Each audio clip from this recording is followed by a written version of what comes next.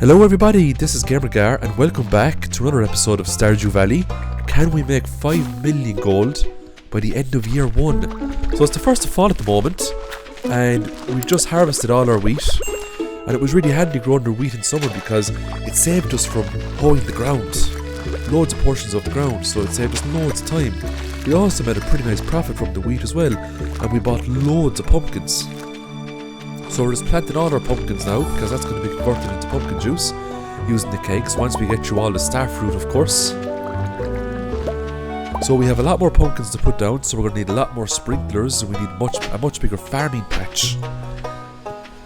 So the race is on now at the moment. So we went to the caves a lot, especially in summer, so we have lots of mats now to make more sprinklers. So we're just going to put all these sprinklers down here now. So we still have to do a little bit of watering, but not for long, because these sprinklers now will kick in tomorrow and make life much easier for us. So the challenge now is to produce an absolute crap ton of kegs, because there's a lot of starfruit there that we have to get through, and there's going to be a lot of pumpkins that we're going to have to get through as well. So we need to go back into the mines now, and the trend continues. We're going to need lots of iron for sprinklers.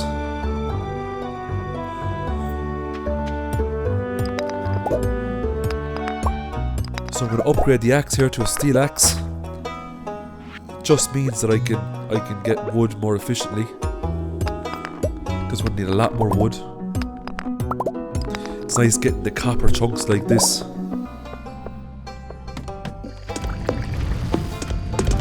So we're basically halfway through this playthrough now at the moment. We've got an episode that will bring us halfway through fall. We'll have another episode that will finish out this season. Then we've got the winter episodes, and then we'll be finished. So we're going very strong at the moment, and we have a lot of kegs put down, but we still need a lot more kegs, because we have a lot of starfruit in the chest at the moment just sitting there. So we want to be processing that as quickly as possible. So we made a really nice profit there from the wheat. So we're just back in the caves here now again. I'm looking for gold ore now today because I need to make even more sprinklers, because we're going to be putting down as many pumpkins as possible. So I think we're looking at a figure of maybe around 2,000 pumpkins. And the reason why we're going for 2,000 pumpkins is because we've kind of done the maths and we feel confident that we will be able to process 2,000 pumpkins by the end of the first year. So we're in day 4 now at the moment, and all we're kind of doing now at the moment is just we're going into the mines and we're just smelting as much bars as possible, because we need to make more sprinklers, because the amount of pumpkin seeds that we're putting down here is crazy. As you can see there, we have a ginormous farm filled with pumpkins, and in order to get that amount of pumpkins, it wouldn't have been possible if we didn't sell some of the starfruit wine there to start. None of this would have been possible, sure, if we didn't do all that fishing to start either, you know. So I found a slime here in the caves. He's got a star on his head, so I might get something good if I beat him. These slimes have a lot more health than the other slimes that we fight. I got a burglar shank, which is terribly disappointing. I'll be selling that, or I'll be throwing it away. You can sell those weapons to the NPC inside the Adventurers Guild. So we're making even more sprinklers. We're making as many sprinklers as possible. So we left squares in the patch where we slot into sprinklers. So as you can see, there's a lot of pumpkins there. Those kegs, we don't have a whole lot of kegs at the moment. We will have a lot more, especially by the time we get into winter. What we're waiting for at the moment now is the trees, the tappers, to give us resins. So I'm putting down smelters here just to speed up the bars, because I'm in the caves a lot. So I decided that it would be handier if I just put all the smelters down in the cave. So it's copper ore hunting today, and it's going to be like this probably until the run is finished. There's just a huge demand for ores at the moment. So we're on day 6 now at the moment. Smelted more bars. I've made a lot more smelters as well, and I've put them down in the mines, just so that I can accumulate a lot more bars a lot faster, because the more bars I make, the more sprinklers I'm going to be able to make. And obviously the more kegs we can make as well, because we need bars for kegs as well. Now I do have lots of wood accumulated at the moment, so I won't need to go cutting down trees anytime soon. But the time will come where I'll have to cut down trees. I'm getting really lucky in the mines as well. I'm getting lots of ores like this, you know, they're in chunks. Clusters, as I like to call them.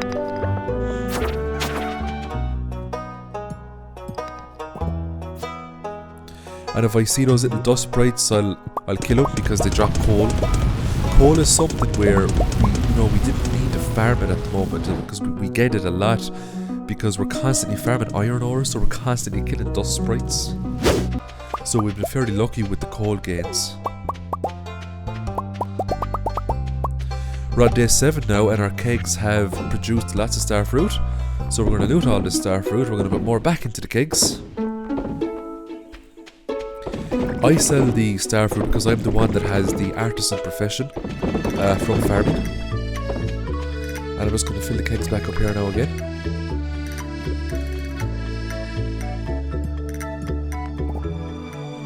So it's back to the mines. So it's both of us that are going into the mines at the moment. It's basically full on ore gathering because we need to make more kegs, make more sprinklers. I know I'm kind of repeating myself, but that's what this run is. You know, it's maximizing every day so that we can make whatever we need to make to get this challenge done. So I managed to get some resins here now, so I'll be able to make even more kegs.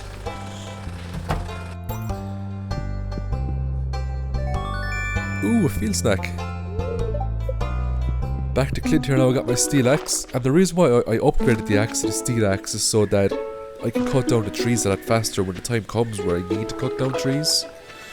I'm planting a few more trees here now, and I'm going to put tappers on these trees just to increase the tapper supply so we can get more resins. What's holding us back at the moment is resins. If we were able to access more resins, we'd be able to make more kegs. Our profit margins would have been way higher. I finally get a coffee bean after how many hundreds of dust sprites that I've fought. So the wife just made 24 more kegs there now that we put down. So we're just gonna kind of put them all here. We're not really looking at tidiness at the moment. We're just plopping the kegs down and just throwing the starfruit into them. So the wife got level 5 in the mining there. So we're on day number 8 now at the moment, and we're doing really well. Our mining spree continues. And if you look at the gold up there on the top right, we've got 249,000. And believe it or not, that's actually a very small amount of gold. Compared to what we want.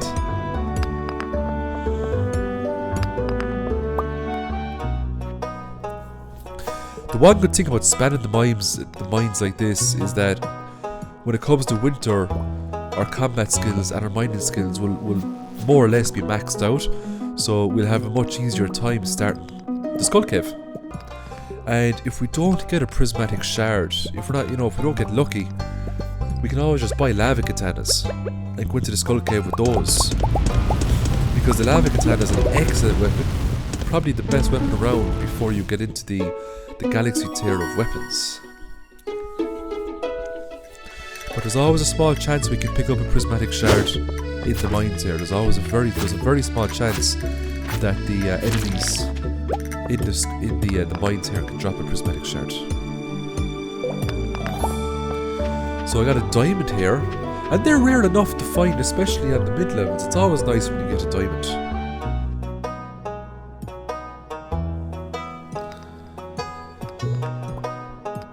So the thing about this run is, even though it's a challenge run, it gets very repetitive very quickly. Because you kind of go from, fishing and cutting down trees to just full-on mining. Because the amount of bars we need, to complete the tasks that we're given is crazy.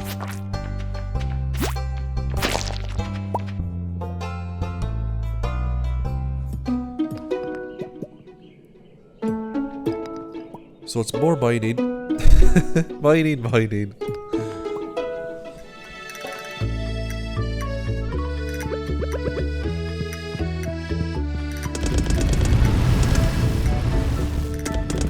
So obviously if you're playing Stardew Valley yourself, if you're not doing a challenge run, you probably wouldn't play this way. You know, you'd be doing a lot more things to get the most out of the game. But this is kind of what you have, this is what you need to do if you want to make huge money by the end of year one. You gotta basically write down a plan, you gotta do some math on a piece of paper, you know, how much resources you need to make how many kegs,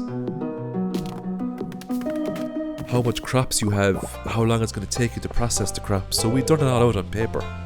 So we know we know the resources, but approximately the resources that we need. And it's Wednesday, Pierre is closed, which sucks. So the trees have grown, and the wife is cutting the trees down now because we want her to get her foraging level up as well. I went to bed early. Yeah, 12 o'clock is early for me. Day 11, we're putting down more kegs. We looked at some of the community quests here because it's a very nice way to make money, and we're doing community cleanup. A lot of the community quests, they're very easy. And you might get some special items too. Especially the ones we have to go into the caves, because we're going into the caves all the time. So we said, look, we might as well pick up a quest if it involves going into the cave. So day number 11, and I totally forgot that I could get another backpack upgrade. So because we have so much money, I said, you know, why not get a backpack upgrade? Using my steel pickaxe to get rid of all this, those big tree blocks. All these trees have grown back, which is great. I'm gonna cut them all down. We have a lot of pumpkins at the moment. So we fished up the trash on our own farm because there's a little pond there and it's great for fishing up trash. And the great thing about playing co-op is that when you do those community quests, both people get the rewards. So it's going to be double the income that we're going to get. So I literally spent the whole day just cutting down trees. And now we're going to harvest the pumpkins. And there's a lot of, both of us need to do it. And look how much time it's taken. So the wife is going to get the backpack upgrade as well because we have so much money. Might as well make life a bit easier for ourselves. And we're going to buy a lot more pumpkins here now. 777 because they're lucky numbers. And I think that's how many pumpkins we can put down at the moment. You know, I've watched challenge runs where YouTubers would buy like 2,000 pumpkins. That's how big their farm would be. But we just don't have the capacity for any more pumpkins than that. So they're the prizes anyway for completing some of the mine challenges in the Adventurers Guild. So I got the insect head there for wiping out loads of insects. And that insect head is actually a great weapon early on, if you can get it early. I just purchased the lava katana. The reason why I purchased the lava katana is just to make my runs in the mines more efficient, so I can kill enemies a lot faster, because the obsidian edge, it's a nice weapon, but it's very slow for the higher tier enemies when you kind of get down into the bottom floors. The lava katana will make much shorter work with them. So we're on the 13th at the moment, lucky for some, unlucky for others. Back to Clint, I upgraded my pickaxe to a steel one, so I'm going to be starting a process now of upgrading tools to make gathering more efficient. So the reason why I'm doing this is to basically save time, save lots of time. Wife's going back down to the mines here now to get more ores.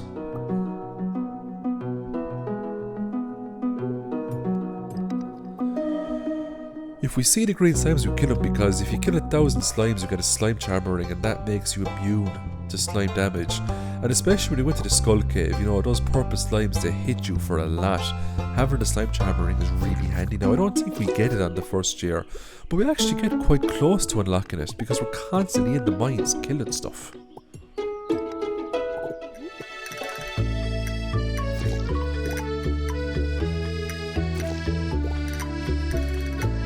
Oh, holy crap!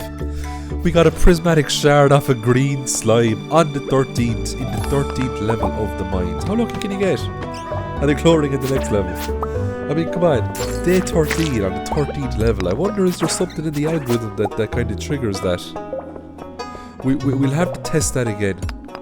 If you're playing Stardew Valley yourself, and when you get to day number 13, do me a favour, go down to level number 13 in the regular mines and see if you can get something good. Or maybe it was just pure coincidence, it was just pure luck.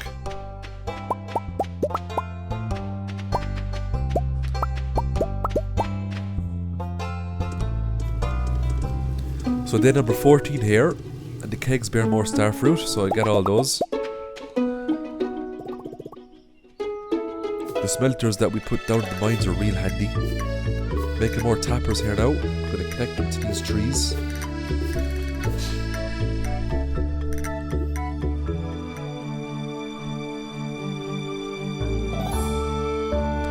So the wife is going to bring the prismatic shard now up here to the top right of the desert. And now she's going to get the galaxy sword, which is a fantastic addition to our weapons. It's going to be great going to the skull cave with that.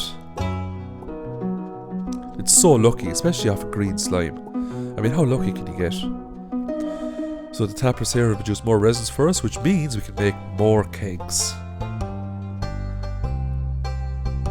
So we're going to put more kegs down here, just below the greenhouse.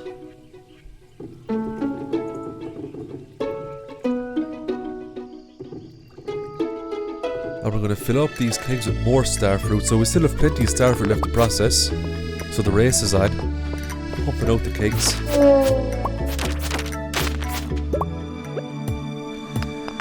So that's all we've done for the first half of fall. We basically farmed the mines for ores. So I'm going to leave the video there. I'll upload the next Stardew Valley video in the next day or two. So stay tuned for that. And as always, have a great day. Bye now. Thanks for watching. Don't forget to like, subscribe and hit that notification bell to be notified for my future videos. And as always, have a great day.